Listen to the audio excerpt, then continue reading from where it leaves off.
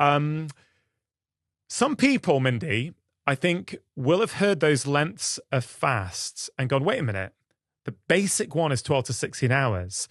I need to eat every few hours. I can barely fast for 12 hours, let alone the 17 plus one, the 24, 36, right? So for that woman who's listening now who goes, I can't do any of this, what are you talking about?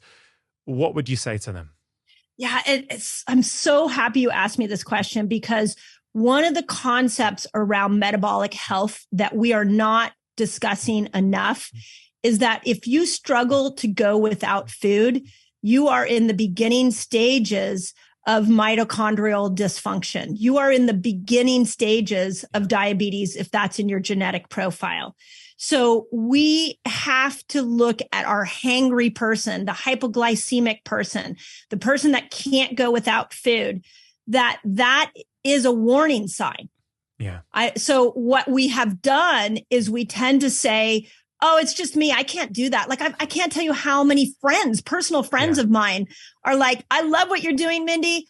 I just can't fast. And I come back to, if you have to eat all day and you struggle to go 8 hours without food, that is your body saying, warning, warning, we are in a mitochondrial mess and we need to clean things up. So in the book, I talk about something called a pre-reset, where I show how you can take a 2-week period and you can clean up your food and you can slowly back your way in to this fasting lifestyle. It doesn't have to be where you're going to suffer your way in. Your body wants to fast. So the more you train it to do it, it gets easier and easier and easier. So please stay open as we're having this conversation, because the fact that you've got to eat all day is onto itself a warning sign that fasting can really help you clean up. Yeah, completely agree. Very, very important to pay attention and not just medicate that with more foods, because you're just kicking the problem down the road. It's better to address it and go, let me see what I can do now to make sure I can go 8, 10, 12 hours. Because on an evolutionary, through an evolutionary lens, if we couldn't go more than 8 hours without foods, we wouldn't be here, right? Man or woman. So there is something not quite working with your metabolic system that potentially can be repaired. Certainly in my experience, in most cases, it can be repaired if we start small and build up slowly. Sorry to interrupt. If you are enjoying this content, there's loads more just like it on my channel. So please do take a moment to press subscribe, hit the notification bell, and now back to the conversation. I want to get to some particular ages now, because I know there's women of all different ages who listen to this show. And I think the approach they may need to take might be quite different. Yes. So I know for you, something quite key happened in your 40s where you were trying to get into the shape of your life. You were trying to be fit, healthy, but the things that you were doing in the past that did work suddenly no longer were working. And I know from friends, from patients, from the public, many women in their 40s feel this, that, oh my God, why am I putting weight on now? Why am I seemingly not able to cope like I used to? Now, this can be the perimenopausal phase, can't it? And for a lady who's in that phase, how might they apply the principles that, you've talked about so far? Can we get specific to people in that phase, perhaps? Yeah, absolutely. So here's another highlight that I think women need to know is that at 40s, your ovaries are going into retirement, and it's going to take about 10 to 15 years. And over this time, your sex hormones start to decline. And one of those major sex hormones, as we've talked about, is estrogen. So as estrogen goes down, you become more insulin resistant. I really want women to own this, because you're not all of a sudden becoming more undisciplined at 43. There's not a reason why, other than a hormonal reason, usually, that you're starting to gain weight. The diet that you used at 35 to keep your weight and where you want it is not going to work for you at 45, because you're losing estrogen, making you more insulin resistant. So that is really important, because there's so much guilt, so much shame that happens to women as they go through the menopausal experience. So with that in mind, Fasting becomes this imperative tool for perimenopausal women to start to use, because we can make ourselves insulin sensitive again through the concepts we've been talking about. The second thing that I want to highlight for the woman going through perimenopause and even into the menopausal years is that as we lose estrogen, we also are losing a lot of our cognitive ability. We have the most amount of estrogen receptor sites in our prefrontal cortex.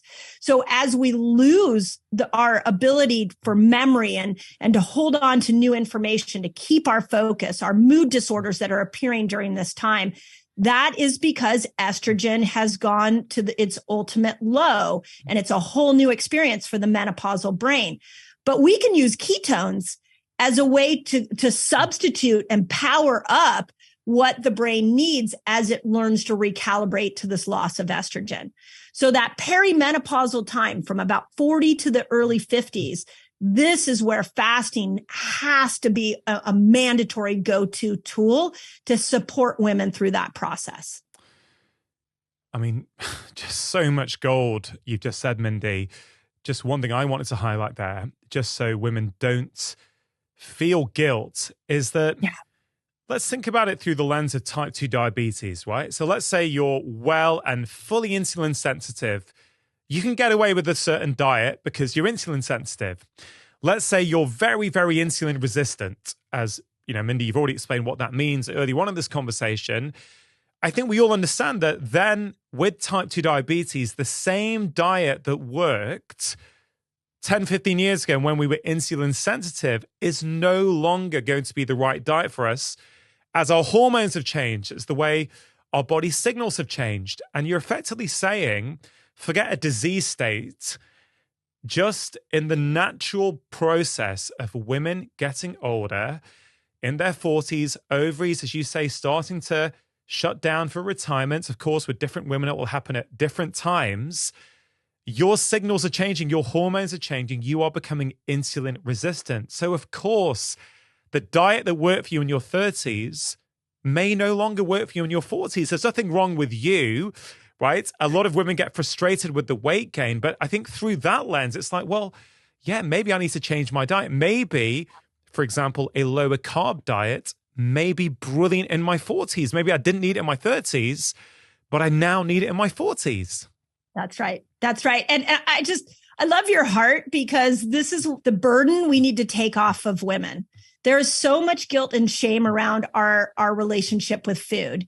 And what we're seeing in the 40s is there's these dramatic body shifts. And I've experienced it myself. I'm 53 and I've just gone through that whole process.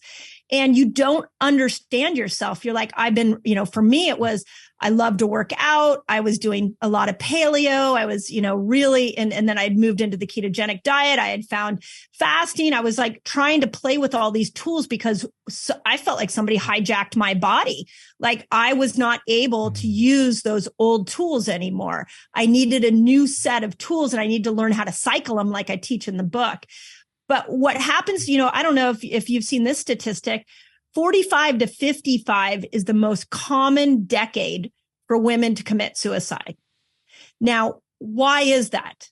There is a hormonal decline that is changing our brains and our bodies, and we are not understanding ourselves. And we as a society are not talking about this hormonal shift. So the 45-year-old woman is depressed. She's not sleeping. She's gaining weight.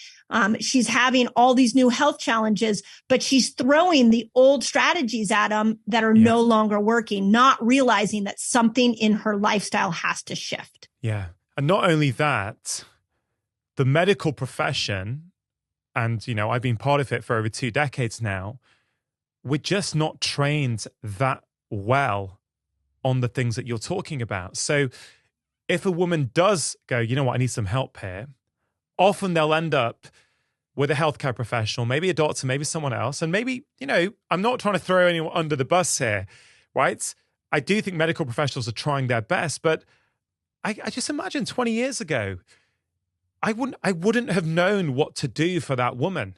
I genuinely, like, I would have done my training and passed my exams, but 20 years ago, I just would not have known. And therefore, that woman then goes out thinking, oh, well, the doctors can't help me. Or a common one, which you will have heard, I've heard a million times, is my doctor tried to put me on an antidepressant. That's right. I mean, that's the common one. And at that point, women feel unheard. They feel unseen. They've lost faith in the medical profession, quite understandably. And so this is really, really important. That suicide statistic was startling when I heard that. And it's one of the reasons I think we need to take this super, super seriously. Okay, so we've covered the sort of 35 plus. In your 40s, the perimenopausal period of time. What about postmenopause? Because after the periods have stopped, I know you've said before that after menopause, fasting gets easier. And I think you've also said that the postmenopausal group of women are the group that needs fasting the most. So I wonder if you could explain that for us, please. Yeah, oh, it's such a good point. So what has surprised me in educating the world on these concepts is how many women go through menopause and symptoms stick. So I've seen women that are 10 years into their postmenopausal journey, and they still can't get rid of the weight that they accumulated during the process. They still have hot flashes. They're still struggling with mood changes. And so it's fascinates me that even though they don't have a cycle anymore, those issues are still lingering around. And the reason for that is they didn't change their lifestyle when they went through the process. So they can change it now. They can use what we're talking about as a tool to make sure that their age appropriate hormones are at the highest level possible. Now, I'm not talking about bringing your estrogen or progesterone levels back to your 25-year-old self. That's not what we're talking about. But when we are 55 and 65, we need to make sure that we keep estrogen and progesterone at her peak, and even testosterone. Otherwise, we start to slip into more of these categories of dementia and Alzheimer's, especially if there's a genetic profile for that. So when we start to use fasting, especially the longer fasts, we can clean up that estrogen system for a postmenopausal woman. That's going to make her hot flashes going to go away. That's going to make sure that she starts to lose weight. And that's going to make sure that she cognitively stays at her best. But then she also needs to know to step out of fasting to mind progesterone. So we can have her go into maybe 1 day a week because she's not following necessarily a monthly cycle. She could follow a weekly cycle, and 1 day a week, 2 days a week, she doesn't fast. She brings her carbs up. She leans into the hormone feasting foods so that she can bring progesterone up, so she can stop being anxious, so that she can sleep a lot better. So we still have to mind these hormones at that phase, but we don't have a monthly cycle to look at it from. Yeah, that's a really good point, because we spent a lot of time in this conversation talking about this, 28, 30-day type cycle. But of course, postmenopausally, that doesn't apply anymore. And so, but I still think what you've been talking about, as you've just mentioned, is highly relevant for this postmenopausal group. I know you've got a variety of different techniques for postmenopausal women. One, I think, was the 5-1-1. What's the 5-1-1? Yeah. Yep. So 5-1-1 is where 5 days a week she does her favorite length fast. So let's say it's like 15 hours, 16 hours. And in that time, I really recommend she does more of a low carb style of eating. I call it my version of keto is something I call keto biotic. I actually bring the carb level up a little bit more than most keto diets because I think that's more appropriate for women. And I encourage women to lean into more of the nature's carbs, the leafy greens to be able to help. So those 5 days a week, she would do maybe a 15-hour fast with the keto biotic diet. 1 day a week, I want her to stretch her fast. In fact, I would encourage her to try to get to that 24 hours so she can create some gut repair to break down the estrogen that she needs for her brain. And then 1 day a week, she steps out of fasting. She does more hormone feasting foods. And she looks at how does she bring progesterone up. So that's a typical 5-1-1 for the postmenopausal woman. I love that. So instead of thinking 28, 30-day cycle, think more about a 7-day pattern. What about younger women? because in the sort of under 35 age group, let's say, and, maybe the under 40 age group where women are, maybe they've got a regular cycle, but many women don't. Or what about women who have taken birth control and then come off birth control pills? I mean, there can be all kind of hormonal havoc going on there. Yeah. I know we've mentioned the cycle, so people can, of course, follow the principles that we've already outlined if they do have a cycle. Anything for younger women to pay attention to in particular? And what about those younger women who don't have regular cycles? How might they approach your work? Yeah. And again, this has shocked me how many women don't have a cycle. So the first thing I want to point out about our cycles is we tend to look at them as, something that's we don't want to deal with. It's like, I'm going to feel this way. It's a hassle. But what I want to say is when we shed blood, it is a version of a detox. So we need that menstrual cycle. It is how your body is removing toxins from your system. It is a beautiful mechanism that has been born into us that we should cherish. The fact that younger women are not having regular cycles should be of great concern to all of us. So now, having said that, we can start to bring back a healthy cycle by following what we've been talking about. And in the book, I call it the fasting cycle. We actually have an app now where you can go in and you can put your day of your cycle in and track your symptoms, and it'll tell you the best foods and fasting length. We even go into nutrients that you can use. So that's available for women. But you can either choose your own length fast, you can choose your own food styles according to how I teach it in the book. Or I did put a 30-day fasting reset in there where you just map it to your cycle and it'll start to balance out those hormones. But if you look at the majority of women that are 25, they're high stress. A lot of them are eating the wrong foods. And every single month, they're working against their hormones. And so all of a sudden now we're seeing a rise in infertility. We're seeing a rise in PCOS. And all at the root of these hormonal challenges is a woman not living in flow with her hormones. And that is what we can change to dramatically change the needle on those type of situations occurring.